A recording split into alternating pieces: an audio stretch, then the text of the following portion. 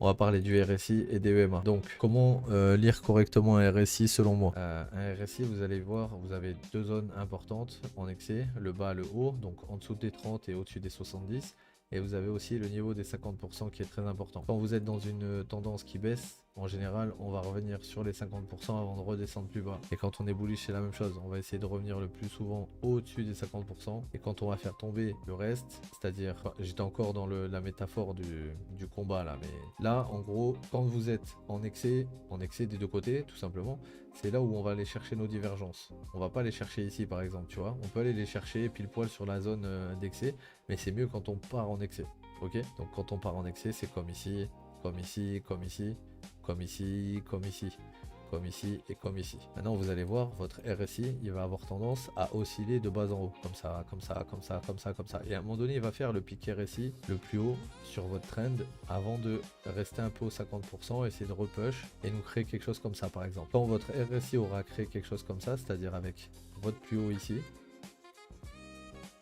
et encore un plus haut mais plus bas ici, en fait, donc par rapport à lui, ils sont plus bas. Vous allez regarder à ce moment sur votre marché si ça correspond. C'est-à-dire là, normalement, on est censé créer des plus bas de plus en plus haut, des plus hauts de plus en plus haut, créer notre impulsion de 3, et au final ça. Ensuite, notre petit retracement qui nous amène au 61,8 ou au 50%. Et ensuite, refaire un dernier plus haut et une petite div ici aussi pour repartir ensuite et aller corriger toutes les liquidités qu'on a créées sur tout ce mouvement. C'est-à-dire que quand vous voulez mesurer un mouvement et pour qu'il soit entier, on appelle ça, il faut que vous ayez un pic RSI et que ce pic RSI soit divergent avec le prochain pic sur le graphique. Ok? Donc en gros, il faut que sur le graphique, on ait une impulsion violente qui nous crée un excès sur le RSI et qu'ensuite on aille au-dessus de cette impulsion sur le graphique, mais que sur le RSI on crée un plus bas pour créer la divergence. Ok? Et quand vous avez ça, théoriquement, vous avez déjà votre leg complète, c'est-à-dire votre première leg qui monte comme ça, elle est complète. Et du coup, il faut se méfier parce que quand vous avez ça, vous allez potentiellement retracer les liquidités internes qu'on a créées pour revenir en zone où il n'y a plus de liquidité, comme ce qu'on a expliqué tout à l'heure. Ok? Donc, on va essayer de voir des exemples ensemble pour que vous arriviez à bien le comprendre ça. Et on va en avoir pas mal des exemples. Donc là, regardez, on va regarder ce qu'a fait le RSI. Et là, ce qu'on voit, c'est quoi? C'est que ton RSI, il part, on va dire d'ici. Il est en zone d'excès bearish. Quand on part d'un point bas sur le RSI pour retourner vers un point haut, ok? Et donc, ce qu'on peut voir ici, c'est qu'on a un point bas, on monte, et là, on crée un point haut. Et regardez sur notre point haut qu'on a créé sur le RSI, ici, à ce moment-là, au moment où on est monté. Comme je vous ai dit tout à l'heure, vous allez monter, descendre, monter, descendre, monter, descendre, et à un moment donné, vous allez créer la divergence, ok? Et cette divergence, elle correspond à quoi? Comme je vous ai dit, quand vous avez le plus haut pic identifié quelque part, et qu'ensuite vous avez un nouveau plus haut qui correspond à un nouveau plus bas sur votre RSI, ça s'appelle la divergence. Maintenant, comment on valide une divergence? Une divergence, ça va se valider une fois que sur votre price action, vous allez casser le plus bas qui lie ces deux divergences. Donc en gros, là, ce point, il est connecté avec ce point et il est relié avec ce point. Ça veut dire que si on casse ce point sur le RSI et sur le prix, vous allez automatiquement avoir votre retracement de votre leg précédente. Et ce retracement, il aura pour but d'aller au minimum au 50% de FIB. S'il va au 50% de FIB, il valide la structure. S'il ne va pas jusqu'au 50% de FIB, on ne valide pas la structure et on la validera sûrement plus tard. Ok? On continuera de monter, ça veut dire. Maintenant, si on a touché les 50%, c'est valide. Donc, en gros, quand vous avez votre RSI qui crée ce type de divergence, comment vous allez interpréter ça? Vous allez mettre votre lot ici et vous allez voir que on a cassé en dessous. Ok? Donc maintenant votre but c'est quoi? C'est une fois que vous avez cassé en dessous, vous allez mettre votre Fibo inversé comme ça. Ok? Et là c'est pareil que quand vous êtes sur un weekly, un monthly ou un daily. Quand vous arrivez en zone d'OTE, vous êtes dans votre POI. Ok? Dans votre POI. Et votre POI, elle va vous servir à quoi? À zoomer pour comprendre à quel moment cette leg ici qui remonte break pour pouvoir jouer le mouvement suivant. Parce que quand vous êtes bullish et que vous avez un retracement, ce qui s'appelle une ABC, vous allez devoir retracer le mouvement avant de repartir à la hausse. Ok? Et pour savoir où est-ce que il va s'arrêter ce mouvement, vous allez mettre votre Fibo d'extension et vous allez toujours vous arrêter au 100-123%. Toujours. Vous n'allez jamais aller jusqu'au 168 parce que là, vous êtes à contre-tendance, comme je vous ai dit, et une ABC, elle a pour target les 100-123 dans la plupart des cas. Donc, vu qu'on cherche des probabilités en trading et qu'il n'y a jamais rien de sûr à 100%, on va jouer les probabilités. Ok, on reviendra sur ces fibos pendant le passage où on va parler des fibos sur le graphique. C'est juste pour vous expliquer le process à suivre quand vous avez une divergence, comment l'interpréter, à quel moment on est en zone pour pouvoir intervenir et à quel moment on sort de ce trade, comment on s'exite quoi. Ok, donc c'est à partir du moment où on arrive dans cette zone que on va être intéressé pour zoomer et aller voir ce qui s'est passé sur des time frames inférieurs pour pouvoir avoir l'entrée la plus correcte possible. Ok, donc là je zoome, comme vous pouvez voir on est en zone d'OTE ici et on va regarder les mêmes critères que je vous ai dit tout à l'heure pour rentrer.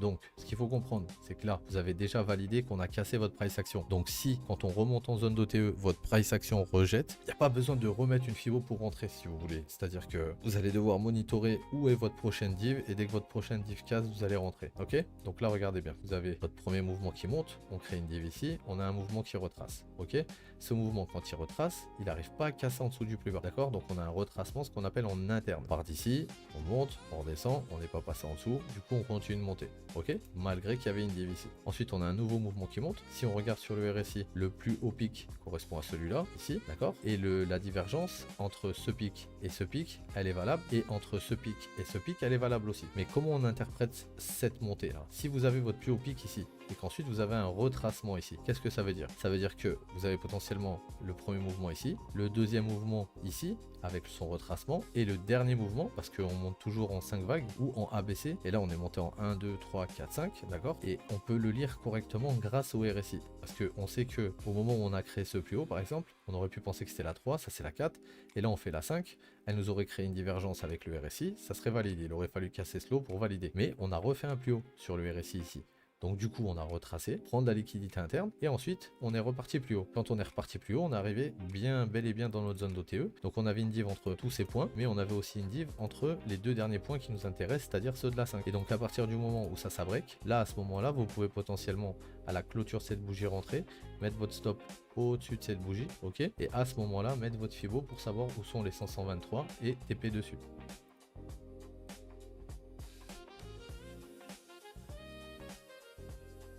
Donc là, sur un trade comme celui-là, si vous étiez sorti au 100%, ça vous faisait un ratio de 2%, de 2,89. C'est un très bon ratio. Et vous risquez que 0,20. Ok, 0,20%. Donc dans tous les cas, que vous risquez 0,20, 10%, 25%, vous n'êtes pas censé risquer plus ou moins que ce que vous vous êtes attribué de risquer. L'avantage qu'il y a, c'est que quand vous avez des SL aussi peu, c'est-à-dire aussi bas, vous allez pouvoir mettre beaucoup plus dans la pause que si vous aviez par exemple un SL à 1% ou à 2% ou à 3%. 0,20, ça va vous permettre de charger. Et donc du coup, vous allez avoir des positions qui vont être chargées, mais malgré qu'elles soient chargées, si vous vous faites sortir ici, vous perdrez que 10 ou 20 $. Ok, parce que vous avez un SL qui est très serré et du coup, vous pouvez pas faire mieux en termes de SL là. D'accord? Si vous étiez resté sur du 15 minutes, vous n'aurez pas pu monitorer cette entrée parce qu'on était ok dans zone OTE, mais vous n'aurez pas vu le break de pré-action en interne qu'on a eu ici sur la 5 et la lecture du RSI aussi, ça aurait été compliqué. D'accord? Donc ça c'est l'exemple pour le RSI et les divergences, et ça marche pareil dans l'autre sens. Quand vous êtes bullish, vous allez créer des divergences bullish et vous pourrez potentiellement les jouer à partir du moment où votre marché la valide. C'est qu'on a une divergence bullish ici. Là on a notre marché qui crée des plus bas de plus en plus haut, de plus en plus haut. Chaque fois qu'on casse le niveau précédent, on a une nouvelle leg. Regardez comment c'était propre. Vous avez votre divergence ici qui vous fait anticiper votre ABC qui redescend. Donc si vous n'êtes pas à l'aise avec le contre-tendance, vous touchez pas au moment où on redescend. Par contre, vous savez qu'on a breaké la structure précédente, donc vous pouvez déjà commencer à mettre votre FIBO ici, identifier où est la zone d'OTE, et quand on est en zone d'OTE, vous allez pouvoir identifier votre price action, vos divs, vos breaks de div pour pouvoir rentrer au moment où le marché revient dans votre zone. Ok, donc là on a notre plus bas, notre plus haut, on a une div, elle se valide en dessous d'ici. En dessous d'ici on a un retest, on descend, on descend, on descend. On est déjà en train de créer la div bullish ici sur cette zone. Et donc vu que cette zone est bearish et que là elle est bullish, on va prendre comme d'hab le plus haut qui correspond ici, donc qui correspond à là. Et au moment où là ça break, c'est là où vous allez rentrer en position, d'accord, à la clôture de la bougie qui break vraiment. Et là vous avez un stop ici à 1,45. Votre objectif à chaque fois c'est d'aller chercher le high précédent minimum. Mais si vous voulez à chaque fois faire un ratio de 2, ce que vous allez faire, c'est qu'à chaque fois que vous rentrez sur un setup de divergence, comme celui-là par exemple en tendance, vous allez le TP au 100%. Donc vous allez partir de la racine, vous allez aller au top, vous allez aller au nouveau bottom et vous allez sortir au 100%. Ok? Et là, vous aviez votre trade parfait. Et si vous regardez ce qui s'est passé ensuite, vous avez potentiellement un excès ici avec pas de nouveau plus haut ici. Donc du coup, on a un plus haut ici qui est valable. On a un plus bas plus égal avec ici, donc il n'y a rien, il aurait fallu qu'on soit plus haut. Et si vous regardez ce qui s'est passé entre ce point et ce point, vous allez comprendre pourquoi ici on n'a pas validé de div et ici on la valide à partir d'ici. Pourquoi? Parce que tout simplement, si ce point il est divergent avec le point d'ici, le point le plus bas entre tout ça, c'est celui-là, donc il correspond à lui. Et vous allez valider votre divergence à partir d'ici. Ok, c'est pour ça que là vous avez une descente, un retest et on refait une descente. Ok les gars, mais oubliez pas que vous êtes à contre-tendance et que ça vous sert juste à re-rentrer. Et que si on break ici, ça vous permet juste de mettre votre Fibo sur le premier mouvement en fait, comme ça, pour savoir où sont les 100, 123, 161,8 et pour savoir à quel moment potentiellement on va avoir un changement de price action pour repartir à la hausse. Et des fois, quand on va arriver dans la zone de fib interne qui va vous intéresser pour rentrer, vous n'allez pas créer de divergence comme ici et vous allez quand même rebondir. Donc à ce moment là, quand vous allez commencer à rebondir, c'est votre price action qui va vous permettre d'identifier si vous êtes repassé bullish ou non. Et là, dans le cas précis, vous avez votre dernier plus bas ici, votre nouveau plus haut ici, votre nouveau plus bas plus haut ici. Si on casse au-dessus d'ici, théoriquement, on identifie où sont les liquidités et on rentre sous les liquidités ici. Et donc, on peut mettre notre Fibo de cette façon. Ok, vous avez une entrée parfaite pour aller jouer le prochain mouvement.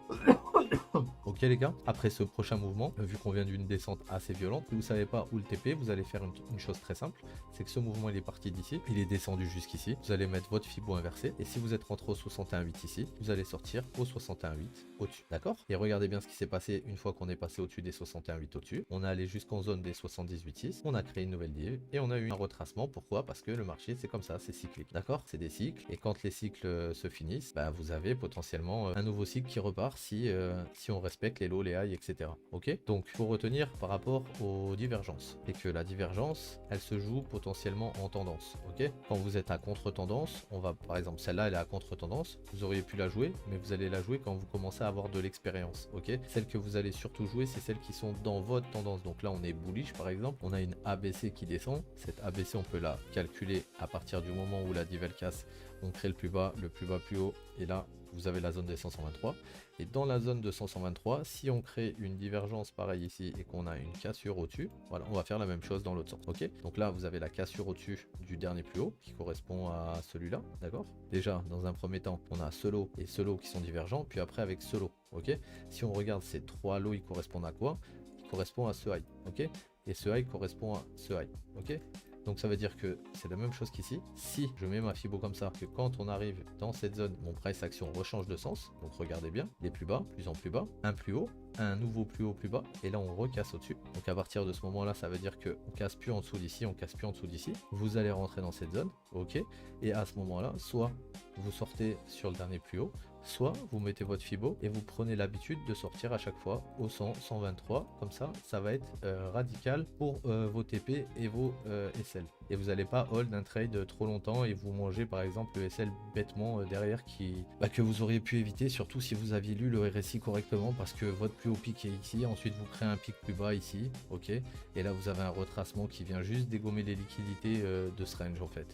Ok, et quand on repart, on n'a pas réellement de div ici, mais on repart quand même parce que on a pris assez de liquidité sur ce côté et que ça a suffi pour refaire partir le mouvement. Et si vous regardez bien, si on s'est arrêté ici, c'est pas pour rien, parce que selon moi, si on met notre Fibo du plus bas ici jusqu'au plus haut ici, voilà, ici on avait touché les 50% à peine et jamais les 61,8. Donc là, on n'est pas revenu exactement au 61,8, mais on est venu quand même chasser sous les 50%. Ça veut dire que ta structure, elle aurait pu, elle aurait pu aller toucher 61,8 et plus, d'accord? Mais si on regarde par rapport à ce qui s'est passé ici, d'accord? On a un premier plus haut, un premier plus bas plus haut. Là, c'est les liquidités et les zones qu'il faut refiler qu'on est en train de parler. Hein. Donc, vous avez ces mèches qui sont déjà revenues dans ces mèches, ok? Ensuite, vous avez potentiellement cette petite mèche qui n'a jamais été refil, qu'on pourrait venir refil, mais surtout, vous avez cette liquidité ici. Donc, du coup, cette liquidité ici, pour venir la chasser pour valider le pullback. Si on prend le low ici, le high ici, et le low ici, on a un pullback à plus de 50%, donc il est valide. Ok, et c'est à partir d'ici en fait que vous avez une impulsion qui n'est jamais revenue au 61,8 50%. Donc en gros là j'ai mis ma fibo d'ici, mais c'est pas bon, il aurait fallu que je la mette ici, parce que ce qui s'est passé dans cette petite zone, ça a déjà été refill, c'est à dire qu'on a déjà un plus bas, un plus haut qui est revenu au 61,8, un deuxième, et là à partir d'ici on n'est jamais revenu au 61,8. Et là si vous regardez bien, on n'avait pas touché les 61,8 direct, ou à peine, et là on est venu en fait chasser sur les 61,8 avant de créer une grosse impulsion des 61,8 et repartir. Le RSI ça peut être un très bon outil pour vous donner des setups, à condition que vous ne, comment on appelle ça, vous ne vous trompez pas dans la lecture de ce setup. Si vous voulez que ce setup se passe au mieux, vous allez le jouer dans votre tendance. Et quand vous aurez l'habitude de le jouer dans votre tendance et que vous aurez compris comment le jouer, vous serez plus amené à le jouer à contre-tendance, et dans votre tendance, ça posera pas de souci. Mais d'abord, dans un premier temps, il faut le jouer de la façon dont je vous dis, c'est-à-dire dans votre tendance, pour comprendre comment rentrer et à quel moment sortir et comment sortir à chaque fois sur les 523. D'accord? Et ça va être très important. Pourquoi? Parce que ça va vous permettre de capter où sont vos retournements. Tu vois ici, j'ai pas mon RSI d'activer, mais je sais que cette zone elle est divergente. Pourquoi? Parce que là j'arrive à lire une ABC qui retrace. Tu vois, donc là je vais aller voir mon RSI. Et quand tu regardes ton RSI ici, regarde, le plus haut pic il est là et le pic le plus bas il est là. Alors que là on monte. Donc ça veut dire que si en plus ici on a une divergence, au moment où on passe en dessous d'ici, regardez, ce que j'ai expliqué en stream, hein, quand on a cassé en daily sur BTC, malgré que ce soit une mèche, ça peut nous valider un changement de price action. Donc ça c'est mon premier mouvement qui descend. Si on s'occupe de regarder où sont les liquidités sur ce mouvement qui est descendu et qui a pris la liquidité du lot, elle se trouve ici, d'accord? C'est la plus haute. Et donc ça c'est ma zone pour short. Pourquoi c'est ma zone pour short? Parce que 1, il n'y a plus de liquidité. 2, on est dans ma zone haute de FIB. 3, dans cette zone, en zoomant en M1, on va avoir une divergence ici qui va nous permettre de re-rentrer. Ok? Et donc ça c'est du contre-tendance encore, mais ça va vous permettre, si vous commencez à juste les tracer et à mettre vos 123, savoir dans quelle zone vous allez pouvoir éventuellement regarder pour voir s'il y a des divergences pour repartir à la hausse. Par exemple là on est en 5 minutes, on n'a pas réellement de divergence ici. Si je vais en 1 minute pour aller capter ce qui s'est passé dans cette zone à ce moment là, vous allez voir que vous avez des divergences et que vous auriez pu la jouer. Regardez bien. Et regardez en plus, hein, je voulais affirmer avant même que ça se passe parce que je sais, ça se passe comme ça tout le temps. Donc là, vous avez une divergence entre ce point, ce point, ce point, ce point et ce point. Ok, là on arrive dans une petite zone où c'est que le marché il crée des plus hauts de plus en plus bas, plus en plus bas, plus en plus bas, et là on commence à casser le dernier plus haut, tac, et donc c'est à ce moment là que vous validez le changement de price action. Ok, donc à ce moment là potentiellement vous allez rentrer votre stop ici et votre objectif comme d'hab d'aller chercher vos 2R, et si vous avez peur d'aller chercher autant, ben vous faites une A, une B, une C et vous sortez au 123. Et le problème c'est que si vous rentrez sur break, vous n'irez pas chercher vos 2R tout le temps et vous allez sûrement avoir des trades un peu merdiques si vous le faites en M1. Donc là par exemple, là, vous avez risqué 0,33 pour aller chercher 0,65, mais c'était basé sur un retracement M5 et on est allé en M1 pour capter le break de price action. Et en plus, je vous dis du bêtise, parce que ok on a des plus hauts de plus en plus bas, mais le break il a eu lieu ici. Pourquoi il a eu lieu ici? Parce que regardez vos plus bas et vos plus hauts, on a un plus bas ici et un plus bas plus haut ici.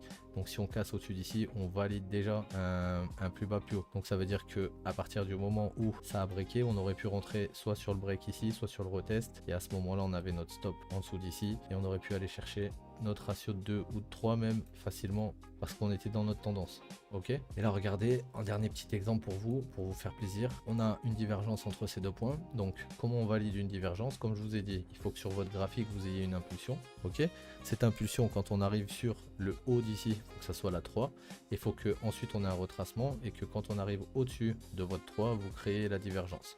Ensuite, pour la valider, il faut qu'on casse le point entre la 3 et la 5, c'est-à-dire votre 4. Et une fois qu'elle est cassée, vous pouvez essayer d'anticiper, de mettre votre fibo comme ça et de capter à quel moment votre price action recasse. Donc là, il a recassé par exemple ici, ok. Et une fois qu'il a cassé, soit rentrer à la cassure, soit remettre une fibo. Ça peut arriver qu'on revienne dedans pour rentrer en fait dans cette zone. Et votre exit sera au 123 de la première ABC ici. Donc ça veut dire que on serait rentré par là et on aurait exit par là avec notre stop au-dessus d'ici, puisque c'est la nouvelle fibo qu'on avait mis. Ok les gars, vous arrivez à suivre, j'espère, hein, parce que là ce que je vous montre, c'est des setups qui ont un win rate extrêmement élevé, et la seule manière de maîtriser ce setup, c'est de le pratiquer. ok? Et vous verrez que suivant sur quel asset vous le pratiquez, vous allez avoir certains coins qui des fois, après une divergence, vont s'amuser à faire ça. C'est-à-dire, on va arriver dans cette zone, ils vont redescendre, ils vont pas casser le price action, ils vont continuer de créer des plus bas plus haut, des plus bas plus haut, des plus bas plus haut, ils vont venir mécher au-dessus avant de repartir à la baisse. Et donc, pour se protéger de ce genre de move, ce qu'on va faire, c'est que vous allez rajouter un palier de Fibo sur votre Fibonacci, d'accord, qui va être les 123%, donc 1.23. Et en gros, ce 123%, il va vous permettre de vous protéger à chaque fois que vous allez rentrer sur un trade. Par exemple, ici, on a un break, on veut rentrer au 61.8 et on veut mettre notre stop au-dessus des 123. Et ben on le met comme ça, ok. Ensuite, si notre ABC elle est on veut TP au 100%, et bien nos 100% ils sont là, tu vois.